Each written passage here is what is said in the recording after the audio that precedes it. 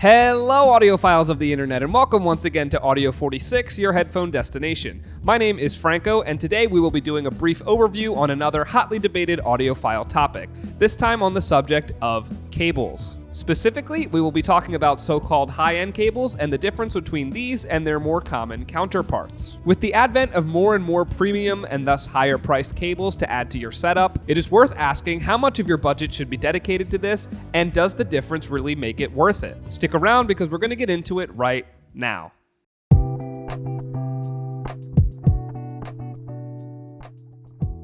As is always the case when getting into the differences between certain kinds of hardware, it is important to break down the physical components, as these are what will ultimately result in the sonic differences. While there may be a degree of variation among different manufacturers, most headphone cables essentially consist of your inner conductors or wires, some insulation material, a bit of filling, some shielding, and of course the outer layer that we see. As far as the hard science, of which I am certainly no expert, there are definitely ways that these factors can impact the function of your cable. After all, the job of your cable is an important one, which is to get your audio signal from your source to your output, whether it be headphones or speakers. As far as conductors, most of you probably know that copper is what you're most often going to find in your headphones because it is among nature's best conductors, and it's very cheaply priced, offering for the most cost effectiveness. However, there are alternatives. Silver is the best possible conductor, but it is much more expensive. And some say it will produce a harsher or sharper sound when compared to the relative warmth of copper.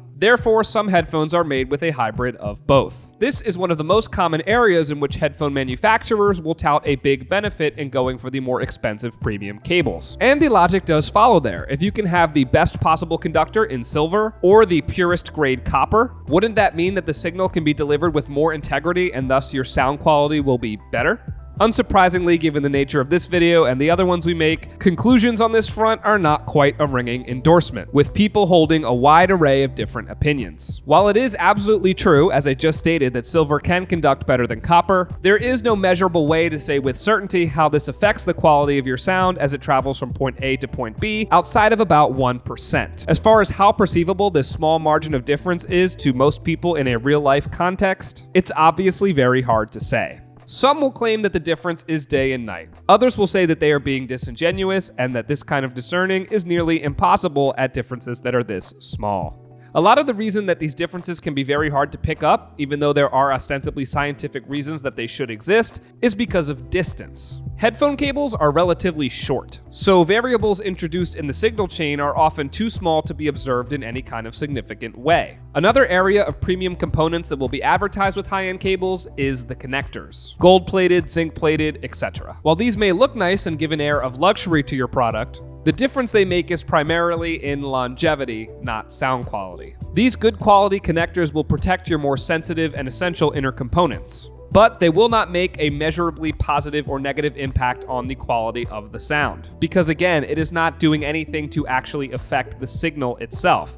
Unless, of course, it doesn't fit properly, that's different. There is another popular talking point surrounding this topic that you may have come across if you've done some research, and that is called the skin effect. While this is, once again, based on provable science, having to do with signal loss as a result of self-inductance when cable gauge is too thick, this is again something that is only big enough to perceive and make a major impact when you are dealing with long physical distances, and it usually has to do with higher radio frequencies. If a cable manufacturer is charging a much bigger price for engineering of a cable that claims to solve this problem, the truth is it isn't really much of a factor to begin with if you're talking about headphones. Essentially put, anything that has to do with replacing the basic components of a solid audio cable with materials that are more exotic or will solve mostly minor problems such as noise interference that most headphones just don't really have should be taken with a grain of salt. The essentials for a good quality audio cable are low capacitance, inductance, and resistance. And these are things that can be pretty easily accomplished in most audio cables, even without the pomp and circumstance of the more premium options. There's also a lot of proponents of cable burn-in out there, burning in your cables. My short response to this is that this is again something that is only verifiable by individuals who have had their personal experience changed when they burn in their cables, and there really aren't that many hard numbers out there to back up this being a significant thing. For my thoughts on burning in general, you can consult the video that we released on this channel just a little bit ago. In that video, I'm talking about burning in headphones, but for me, the same principles kind of apply. All of that being said, however, this does not mean that cables don't matter. This is not the point that I'm trying to make here. On the contrary, they are a really key and important part of your hi-fi or headphone audio setup.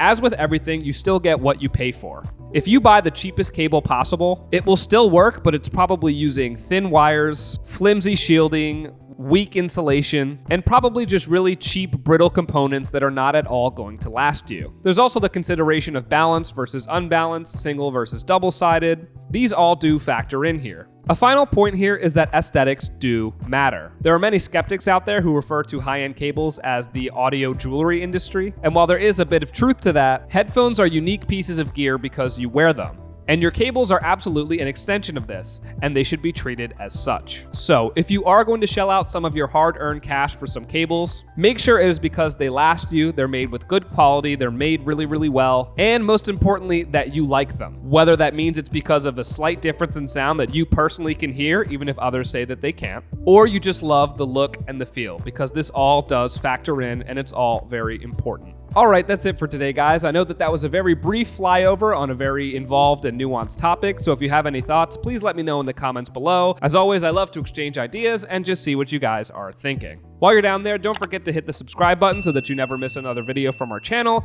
and so you can always participate in the discussion. If you like content like this or just want to learn more about audio or the different gear that we carry in our store, please feel free to visit our website at audio46.com to check out our blogs and other reviews. And lastly, if you happen to find yourself in New York City, please drop into our brick and mortar store on 46th Street to say hello and come try out any gear that we have for yourself. Thanks again so much for watching. My name is Franco with Audio46, your headphone destination, and I will see you all very soon.